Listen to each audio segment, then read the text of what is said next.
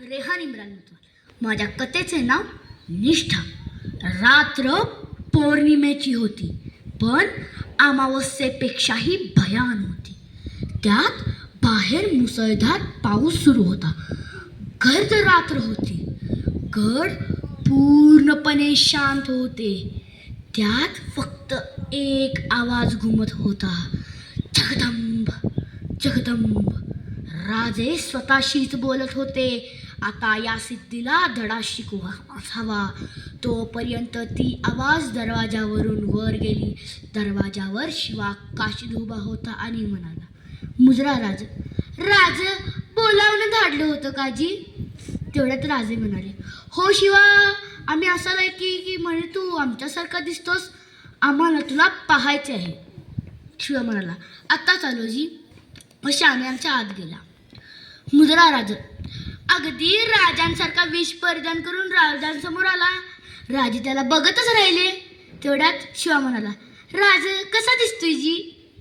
तेवढ्यात राजे म्हणाले, अरे शिवा, आम्हाला असं वाटतंय आम्ही स्वतःला आरशात बघतोय की काय.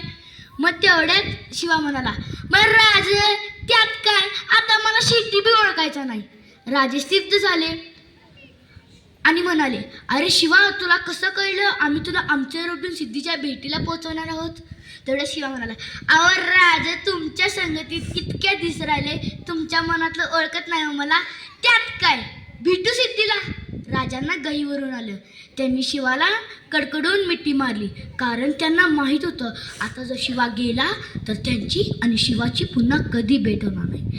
तेवढ्यात राजे म्हणाले, अरे शिवा, आम्ही तुला मृत्यूच्या दहाडीत पोचवत आहोत. तुझ्या चेहऱ्यावर ते हास्य, ते तेज. तेवढ्यात शिवा म्हणाला, अहो राज, हा शिवा जन्मला शिवा काशीद म्हणून. याचं स्मरण राजाच्या नावानं आहे. हे भाग्य काय कमी आहे व माझ्यासाठी. तेवढ्यात राजे म्हणाले, नाही, पाठवा त्या सिद्धीला निरोप, आम्ही तह करायला तयार आहोत. राजे शरण येणार हे ऐकताच सिद्धी म्हणाला, अब आया दख्खन का चूहा मेरी मुठ्ठी में, आणि जोरात हसू लागला. तेवढ्यात राजे शरण येणार हे ऐकताच सिद्धीचे सैन्य बेसावत झाले. याच संधीचा फायदा घेऊन दोन पालख्या ठरल्या. एका पालखीत स्वतः राजे बसले व आडवाटेने विशाळगडाकडे गेले. दुसऱ्या पालखीत शिवा काशीद बसला व सिद्धीच्या भेटीला निघाली. सिद्धी पालखीची वाटच पाहत होता. शामियानासमोर पालखी आली. तेवढ्या सिद्धी म्हणाला, आव राजे आव. शिवा पालखीतून बाहेर उतरला. दोघांची गळाभेट झाली. शिवा शामियानाच्या आत प्रवेश करणार तोपर्यंत दोन संशयी डोळे शिवावर होते. शिवा शामियानाच्या आत पाऊल टाकणार तोपर्यंत ती पुटपुटली, ये शिवाजी नहीं है. तेवढ्यात शिवाच्या मानेवर तलवार धरली व विचारले, सच्च बता तू कोण है. तेवढ्यात शिवा भारदस्त होऊन व ताट मानेने म्हणाला, मीच आहे शिवाजी.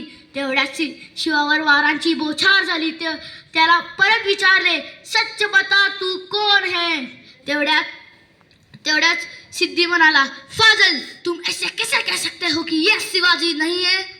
तेवढ्यात फाजल खान म्हणाला, जब मैंने देखा है शिवाजी को, जब शिवाजी ने अब्बा जान का कत्ल किया था तो उसके सर पर एक चोट आई थी.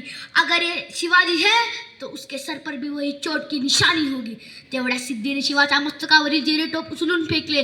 वाराची खून कुठेही नव्हती. हे बघताच सिद्धी चिडला व त्याने शिवाच्या मानेवर जोरदार वार केला. शिवा कोसळला. शिवा कोसळताच उडणाऱ्या मातीला म्हणाला, जाऊन सांग माझ्या राजाला. शिवा गेला, या मातीत मेला.